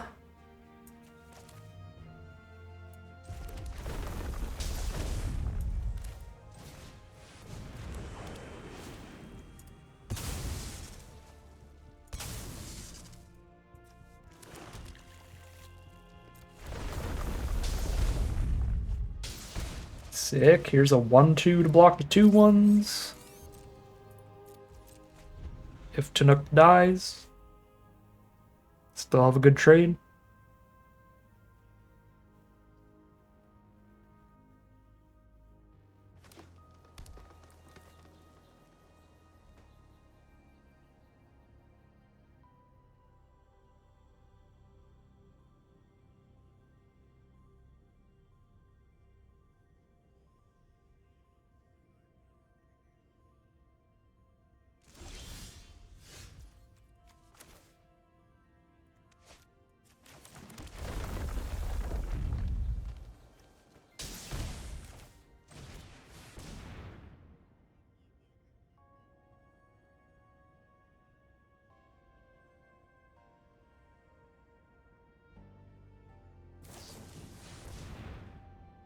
Hit the Chinook and prevent the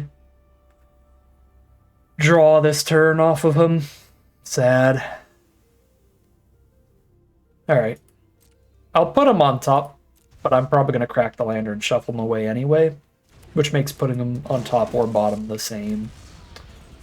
I mean, I guess since we're not going to get another trigger off of him, I can just scrapper this instead, and then just naturally play land 7 and Nebula Dragon after that. That sounds like a plan to me. Let's Slag Drill Scrapper the lander token away. Still have access to a Chinook for later, but we're not going to cast him for quite some time. We'll play Nebula Dragon first. Ooh, boy.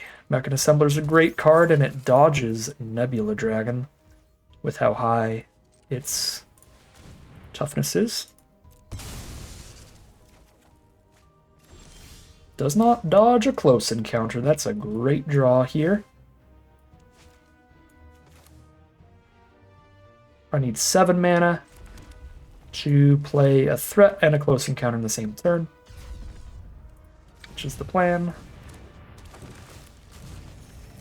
Kill that before they get anything out of it.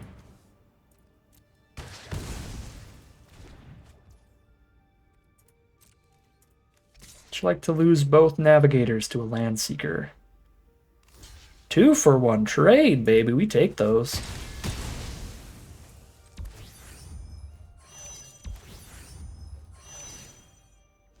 Now that we don't need to stop them from drawing cards, we don't need to hold up any blockers, and we'll put all the leftover power into the Scoutlander.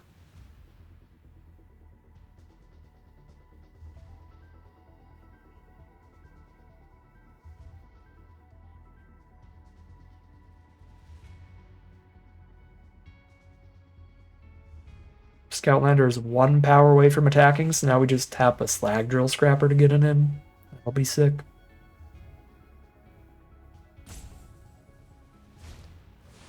Oh, a second Mechan Assembler? Uh-oh. Okay, well now I need to hit one of our resolves.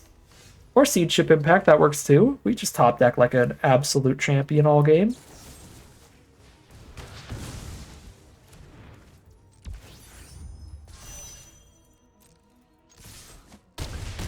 Draws have been absurdly good this game. I actually should have stationed with Chinook so I could sack a land here. Didn't realize I'd have exactly the 2-up to do that as well. Didn't think through the whole turn beforehand, I just got excited.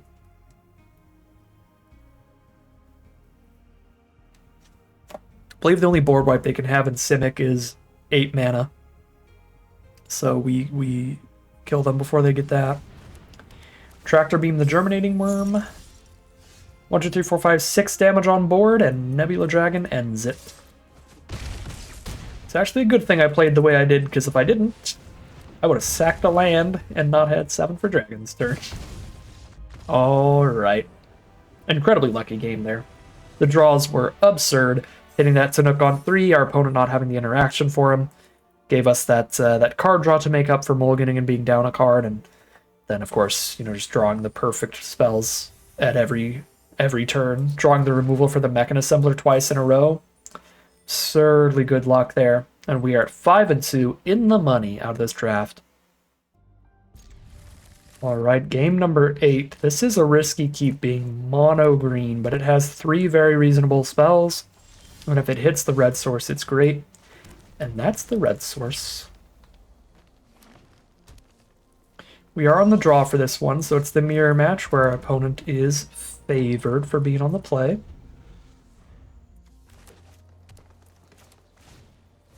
Weft Stalker Ardent will start the game for them, so they'll ping us for one every time they play anything. Warp the Engineering for a 2-2. I could warp a worm and blow something up next turn is probably what I'm doing for 4.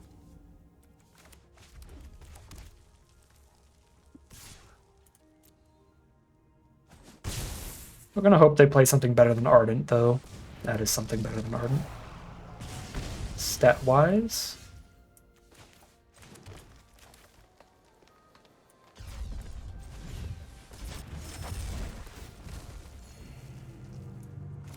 This is an instant, but I'm just going to use it main phase so that I can hit them with my 2-2. Because the 2-2 is not blocking the 2-3 anyway. So we play Germinating Worm turn 5, Engineering turn 6. We're chilling.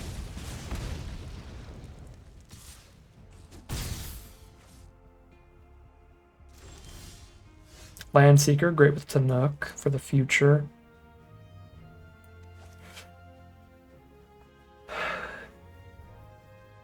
They could have uncommon removal spells like Close Encounter or the 1 in a red deal 3 from green-red, but there's no commons they can have to ruin my day if I try to go Landseeker Resolve this turn. But there are multiple uncommon instant speed removal spells they could have that would make that play pretty bad, so Germinating Worm is still a fine play, even if they don't have interaction in hand at instant speed. And it's a much better play if they do, so we'll just do that. Make sure we don't get 2 for 1 no matter what's in their hand. Pass through. They got their own Tanook, I guess? They had the 2 mana up for the lander, and they were like, no, I'm good. They actively avoided getting another land for the turn. They must have like a Tanook or something for later game value. Okay, I'm not playing Engineering without a land for turn. Tanook without a land for turn is also just not very good. My attack is already not good because they block a 5/5 with 2 3/3s, and I have no instants here. Now my only line really is to pray they don't have instant speed interaction. I guess Germinating Worm has high enough toughness that none of the green or red uncommons will kill it in response to Meltstrider's Resolve. Because they deal 3 damage, right? They have 3 power creatures on the board. There's nothing that'll deal 5 for only 2 mana. So we don't get to do Landseeker Resolve because they might be able to kill it in response, and that would be quite bad. So let's just kill... Actually, probably the Ardent. It's only 1 less power than the 3/3s, and it actually has an ability.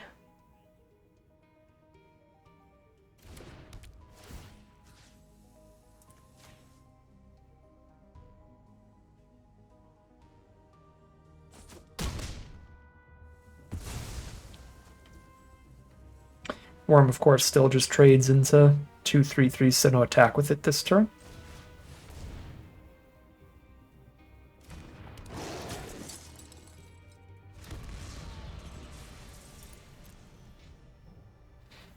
Since it can only kill 1 of the 2. Okay, they'll crack a lander this turn. Maybe they just forgot last turn? I have no idea.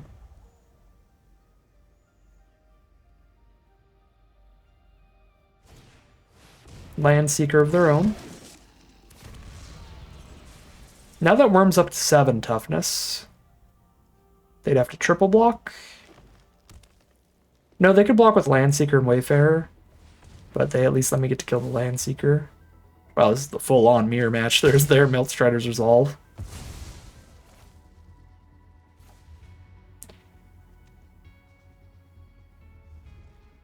We got no Galactic Wayfarers in our draft pod, but we haven't had any problems with that regardless.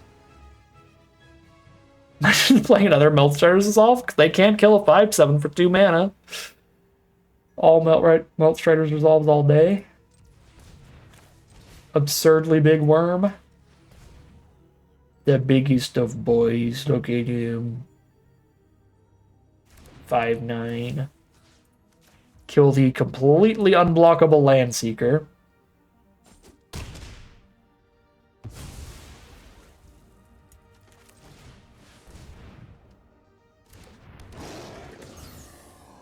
All right, this is a temporary lander. I shouldn't have played Tanook. I should have just cracked the lander. Loose. I was under that Tanook mindset of like, I don't want to crack the lander until I play land for turn plus crack the lander. Well, if I don't crack the lander there, it's gone forever, and I have 2 7-drops in hand. It was much better to crack a lander than play a Tanook there on that board. That was very loose.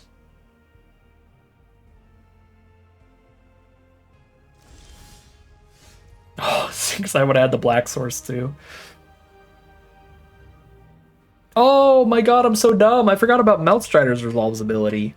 They can't double block the worm. I could have been attacking like this whole time. Oh, we missed so much damage. This game was sloppy.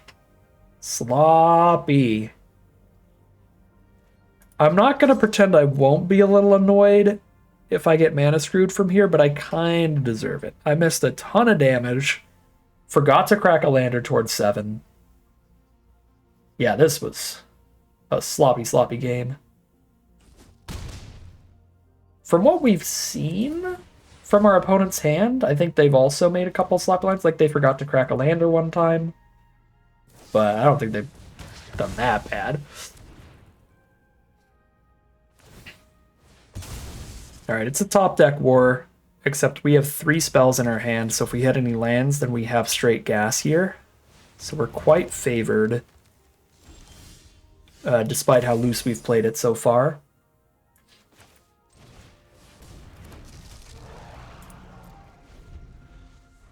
The Ballad also hilarious with a 9 toughness card. Oh my god. I'm getting justifiably punished. Oh, couldn't be me.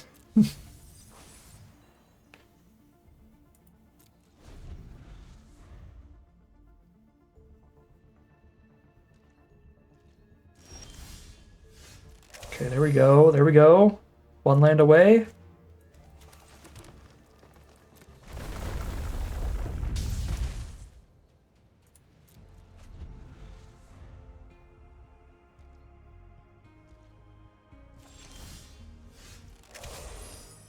That's the land I need, and it's the black source. That is super legit. There is a large element of greed inside me that wants to not crack the lander immediately so that I can draw the card off Tanook, but I just need to make sure I can cast a spell next turn. Well, I'm going to guess I can cast literally any spell in the deck that I draw, because I've already drawn all my 7-drops. Okay, now I have 1 of Pinnacle Killship. Unless I draw exactly Pinnacle Killship, I will be able to play a spell next turn. Then if I top deck a land, I can get the draw. But I mean, they're also at 12. Yeah, no, I really should just get my lander here and not care about missing the card draw. Ooh, their own Tanook.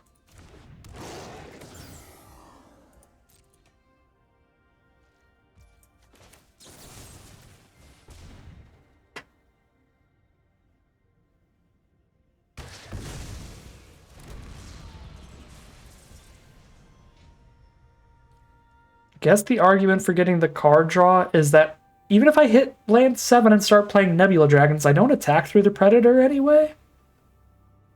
So they actually aren't the most impactful plays regardless. Yeah, okay, I'm gonna greed it out. I talked myself back into the greed.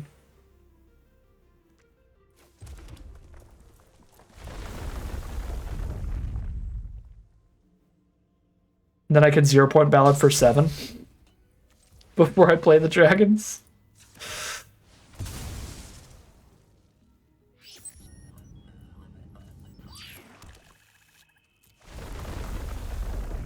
Ballad for 7 is super real.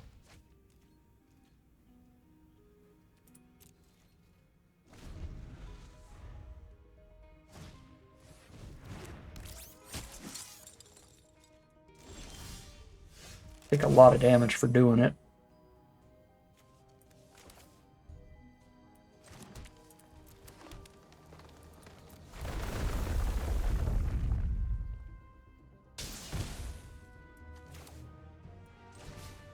See if they got an indestructible trick here to save one of their friends.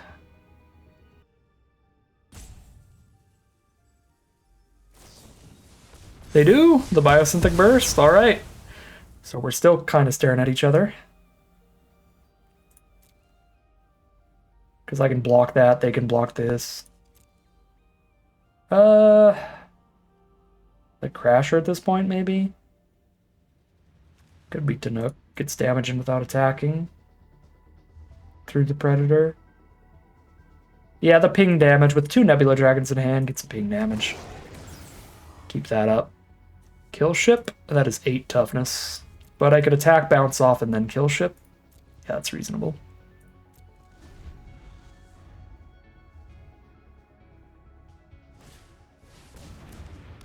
Nice. A lot of Tanooks. A lot of Tanooks in this game.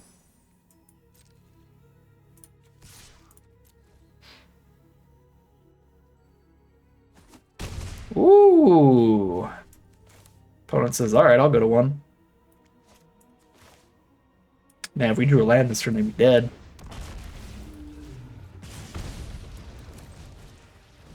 I mean, they didn't know about the Nebula Dragon in their hand. So realistically, they said, okay, I'll go to 4. Oh lord, no, that better not be lethal. I would lose it. That's not lethal. Yeah, they're dead. Very close to lethal, but it is not. It is terrifyingly close to lethal. You need to put the highest toughness there. That's 4. Boop. Chump there and chump there. And we get trampled for 4, go to 3, but then we kill them next turn.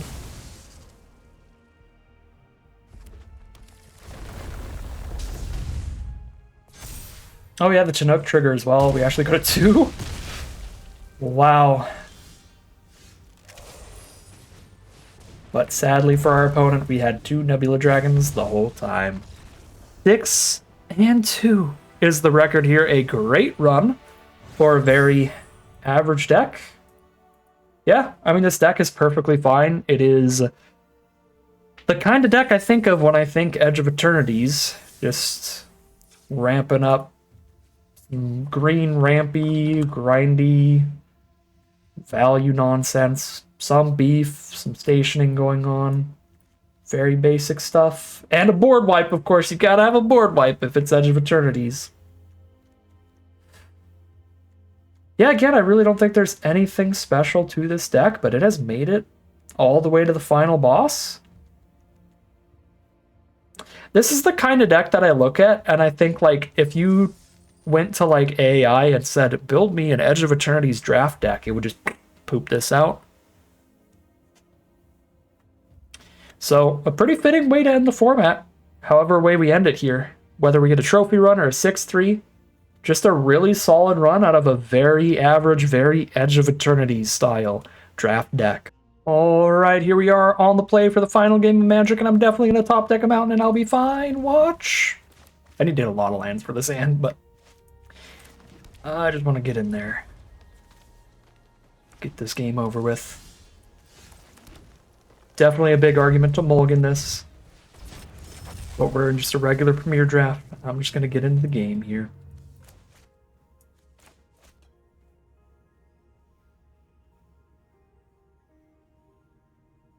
Playing against a white deck. 0 Point Ballad was a super bad draw for this opener. I will say that.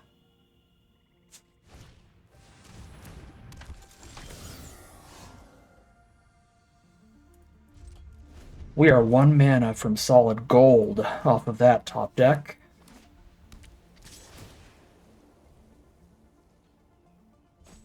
Unfortunately, we're against potentially one of the most aggressive archetypes for sure. Potentially the most aggressive, although I would argue blue-white with the double spelling could be faster. Ah.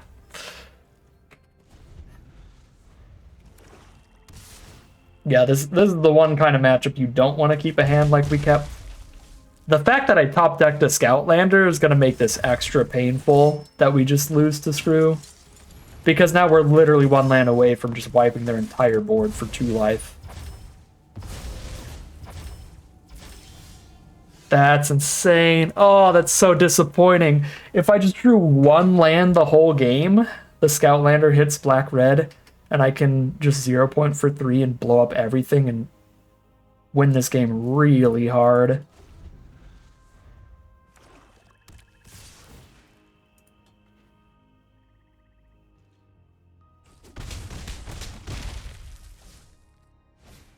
Also, I don't think you can make up a more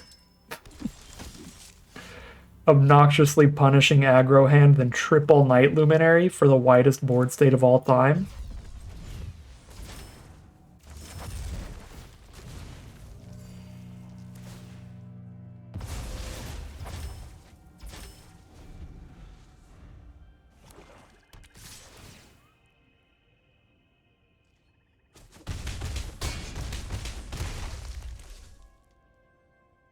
Now I die unless I hit exactly the swamp.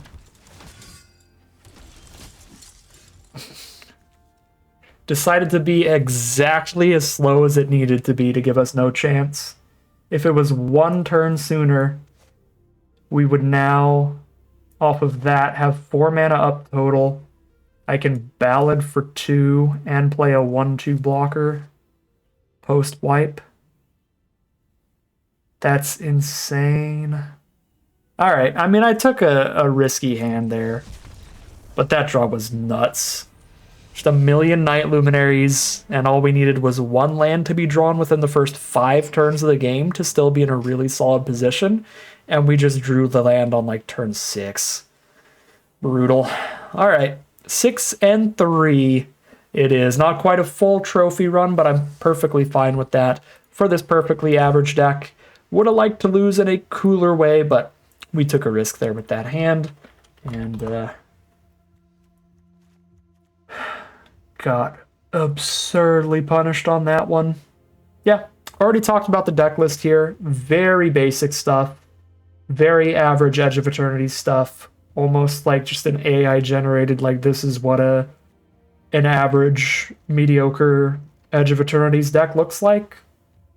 It's doing a little bit of the landery rampy stuff, some Scoutlandy stuff, a little bit of stationing in the late game off some beefy creatures. It ramps into some 2-for-1 and 3-for-1 plays to get ahead, like Nebula Dragon, Kill Ship, 0 Point Ballad. Yeah, there's not a ton to say here. I think the coolest stuff going for the deck was probably like Lava Claw Reaches.